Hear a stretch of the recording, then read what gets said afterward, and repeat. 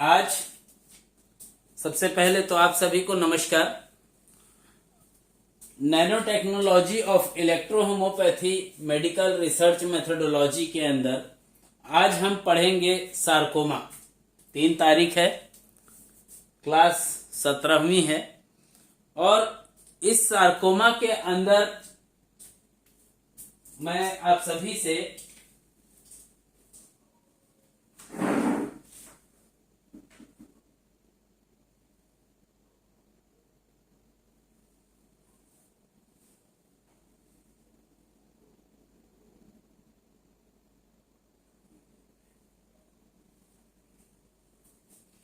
आज विशेष तौर पे जो ये सार्कोमा मैंने टॉपिक रखा है, ये सार्कोमा टॉपिक इस प्रोडक्ट के लिए है, NH AIDS related malignant.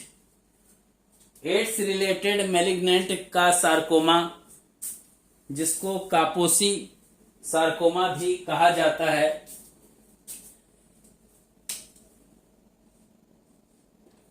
कापोसी sarcoma भी कहा जाता है, के बारे में पढ़ेंगे।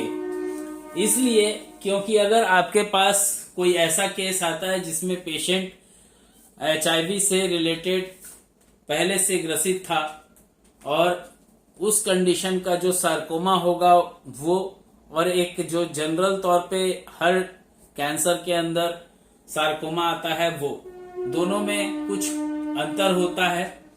इसलिए सार्कोमा के लिए एक अलग प्रोडक्ट बनाया गया और एड्स रिलेटेड सार्कोमा के लिए अलग।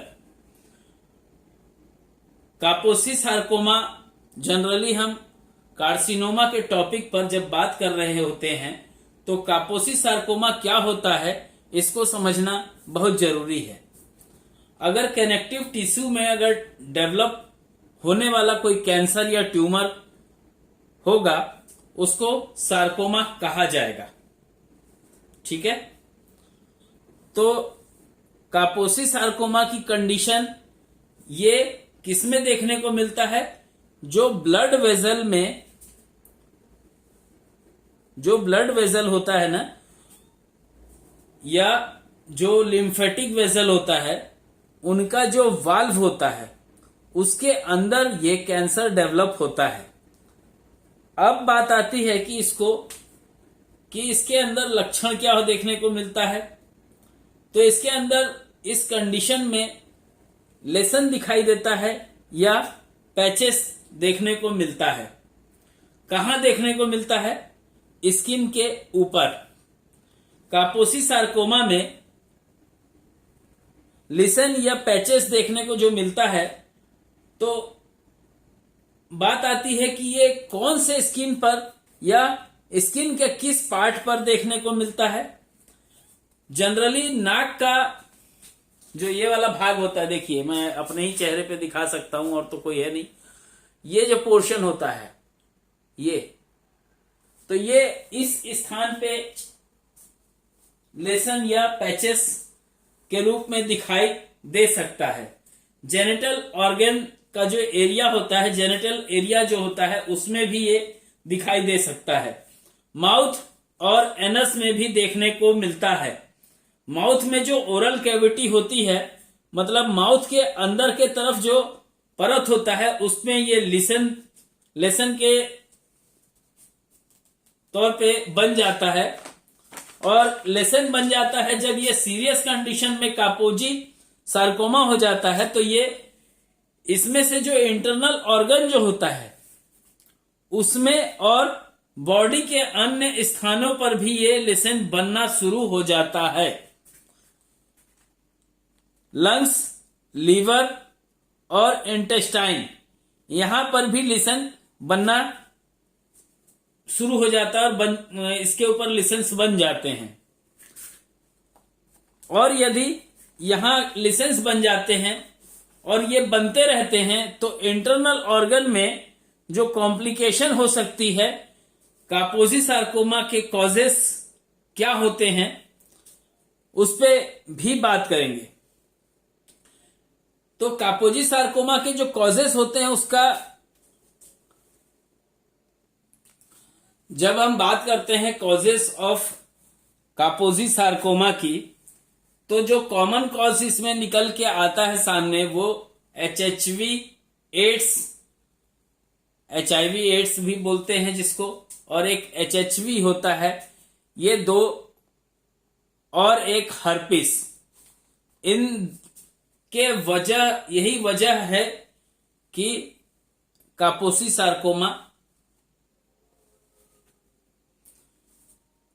ऑलमोस्ट कॉमन कॉज में जब हम वायरस को देखते हैं, जहां पे वायरस होता है HHV एड्स हो, ये वायरस जो होता है ये इन्फेक्शन की वजह से कापोजी सार्कोमा के कंडीशन को अराइज कर लेता है। यदि हेल्दी बॉडी में ये वायरस एंटर करता है तो भी बॉडी के अंदर जो इम्यूनिटी होती है, उस इम्यूनिटी को ये पूर्णतः वायरस समाप्त कर देता है, और इसके कारण जो सिम्टम्स वहां पे मिलने चाहिए वो सिम्टम्स नहीं मिल पाते। बट कुछ लोगों में ऐसा होता है जिनकी इम्यूनिटी कम होती है, उसमें इम्यून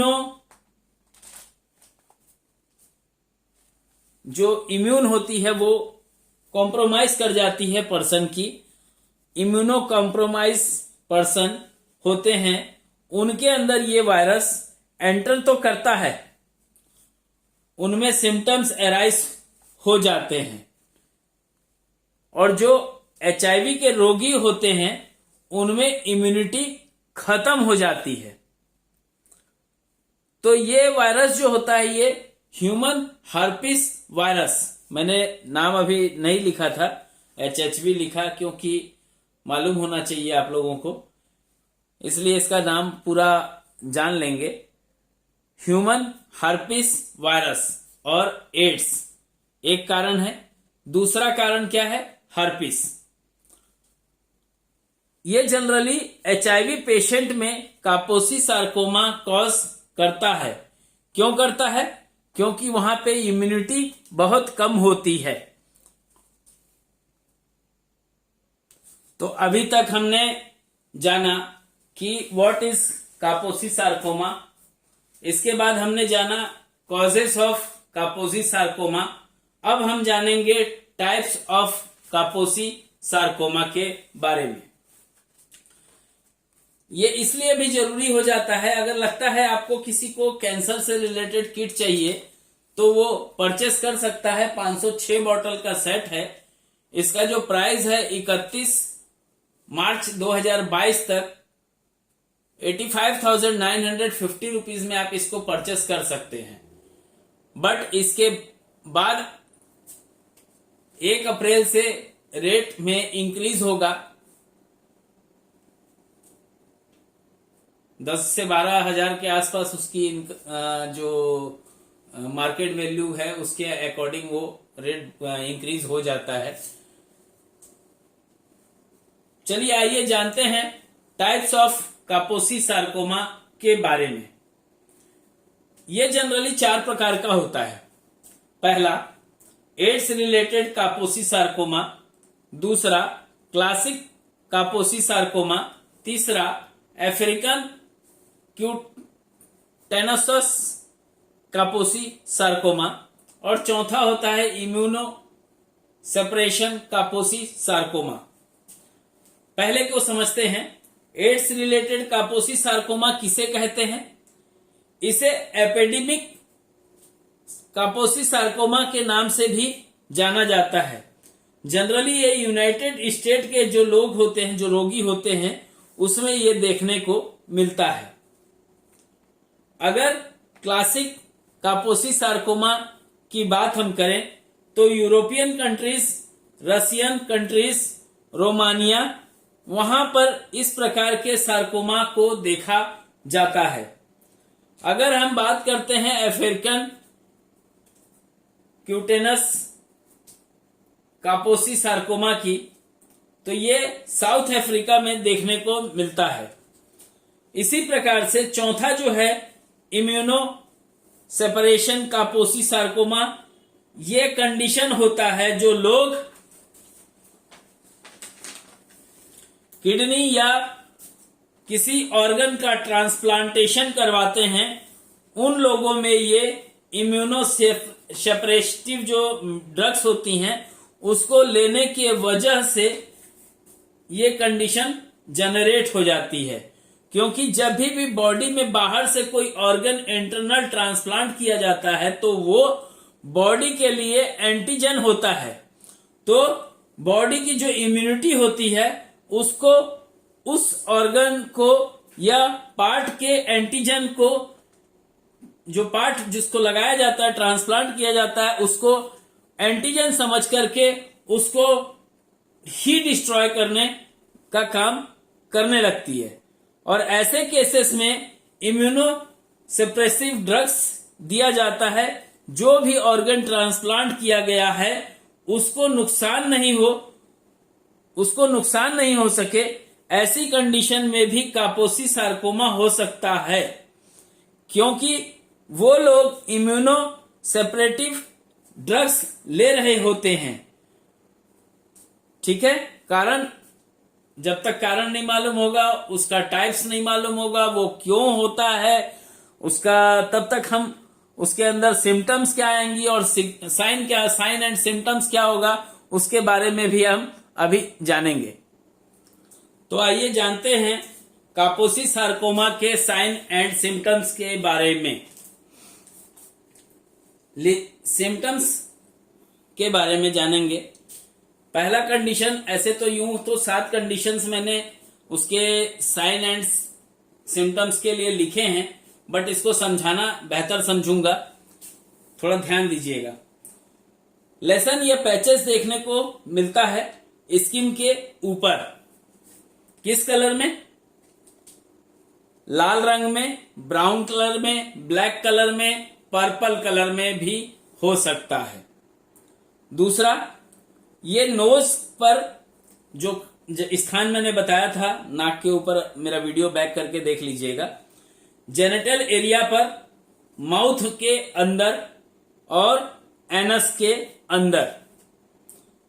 तीसरा कंडीशन होता है जो लिसेंस होते हैं इसमें, उसमें स्वेलिंग रहता है।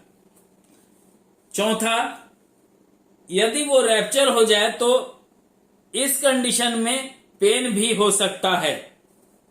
पांचवा, माउथ में अगर ओरल कैविटी के अंदर लिसन या पैचेस बनते हैं तो ओरल कैविटी में लिसन्स बने हुए हैं, तो जैसे ही व्यक्ति भोजन करेगा उससे ही वैसे ही फ्रिक्शन की वजह से वो लेशन रैप्चर हो जाएंगे।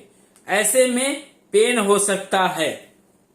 छठा, जीटीआई, गैस्ट्रो इंटेस्टाइनल ट्रैक्ट में अगर लिसन बन चुके हैं तो वो उस समय ब्लीडिंग होने के चांस होंगे जब वेट लॉस होगा। सातवां, लंग्स, अगर लंग्स में लेशन बन जाते हैं तो स्टेमिक की कंडीशन हो सकती है। तो आइए जानते हैं इसके डायग्नोसिस के बारे में। जनरली जब हम कापोसी सार्कोमा के डायग्नोसिस के बारे में बात करते हैं तो इसके अंदर सबसे पहला बात आता है कि उस पेशेंट का केस हिस्ट्री पूरा कलेक्ट कीजिए। पेशेंट जब आता है तो इसका पूरा फाइल बना करके पुटअप करके रखिए कि हाँ इसके ये चीज हुए थे, ताकि आप जब ट्रीटमेंट करें तो बैक रिपोर्ट के साथ आप उसकी टैली कर सके कि पेशेंट क्योर के तरफ बढ़ रहा है या पेशेंट डेथ के तरफ बढ़ रहा है। ठीक है। दूसरी चीज होती है उसका फिजिकल एग्जामिनेशन। तीसरी कंडीशन आती है बायोप्सी। बायोप्सी से हम जान सकते हैं कि पेशेंट को अगर कैंसर कापोसिक सार्कोमा हुआ है तो क्या कंडीशन है। चौथा कंडीशन होता है एक्सरे। एक्सरे में हम लंग्स और पल्मोनरी चेस्ट जो होता है उसका पीए व्यू देखते हैं। पांचवा होता है एंडोस्कोपी, जो क्या यार गला सूख जाता है, जो गैस्ट्रो इंटेस्टाइनल ट्रैक्ट होता है उसका एंडोस्कोपी करके भी हम जान सकते हैं। अगर लंग्स में कूचा होगा तो वैसे अवस्था में ब्रोंकोस्कोपिक करके भी हम ज्ञात कर सकते हैं कि कापोसी सार्कोमा पेशेंट को तो नहीं हुआ है। अब इसके ट्रीटमेंट की बात आती है तो ट्रीटमेंट के अंदर 4 कंडीशंस होती हैं। अभी तक 4 होती थी, मैंने इसमें घुसा दिया अपना इलेक्ट्रोहोमोपैथी। अपना इसलिए बोलता हूं कि मेरा भी है और आप सभी का भी है। तो इसके अंदर जब ट्रीटमेंट की बात होती है तो जनरली इसका ट्रीटमेंट 4 विधियों से किया जाता रहा है। आगे इलेक्ट्रोहोमोपैथी 5वीं सिस्टम ऑफ मेडिसिन के तौर पे कैंसर के अंदर कार्य कर रही है और बहुत सारे लोग कर रहे हैं। इसमें बात आती है सबसे पहले सर्जरी। चलिए आइए मैं लिख करके समझाता हूं उसको। जब हम बात कर रहे होते हैं ट्रीटमेंट की कापोसी सार्कोमा के अंदर, तो अब तक लिखा जाता था surgery, radiation, chemotherapy and cryotherapy. But मैंने यहां थोड़ा सा चेंज किया है। पहले में हम काम करते हैं इलेक्ट्रोहोमोपैथी मेडिसिन के द्वारा, सेकंड में जान देते हैं उसको सर्जरी में, थर्ड में रेडिएशन थेरेपी, केमियोथेरेपी और आखिरी में कैरोथेरेपी। बट यहाँ हिसाब किताब है, हम इलेक्ट्रोहोमोपैथी चिकित्सक हैं, हम कंडीशंस को जान गए तो हम ट्रीटमेंट भी हम अपनी मेडिसिन से कर लेंगे। क्योंकि अन्य जो कैंसर्स के वीडियो बने हैं उसमें सर्जरी, रेडिएशन थेरेपी, कायरोथेरेपी और केमियोथेरेपी के बारे में पहले से भी मैं बता चुका हूं। जब सर्जरी की बात होती है तो जब कुछ ही ऐसे कंडीशन होते हैं जहां सर्जरी होता है, इस केस में वहां जो सार्कोमा का जो साइज होता है वो बहुत ही छोटा होता है, लगभग 1 से 1.5 सेंटीमीटर का होगा वैसा सार्कोमा। तो कापोसी सार्कोमा होगा तो उसको ऑपरेट करके निकाला जा सकता है, लेकिन उसमें भी पेशेंट क्योर हो जाएगा नहीं कह सकते। आइए जानते हैं इलेक्ट्रोहोमोपैथी के अंदर हम नारायण हर्बल स्पेजरिक के कैंसर प्रोडक्ट्स के द्वारा कापोसी सार्कोमा का ट्रीटमेंट किस प्रकार से करेंगे।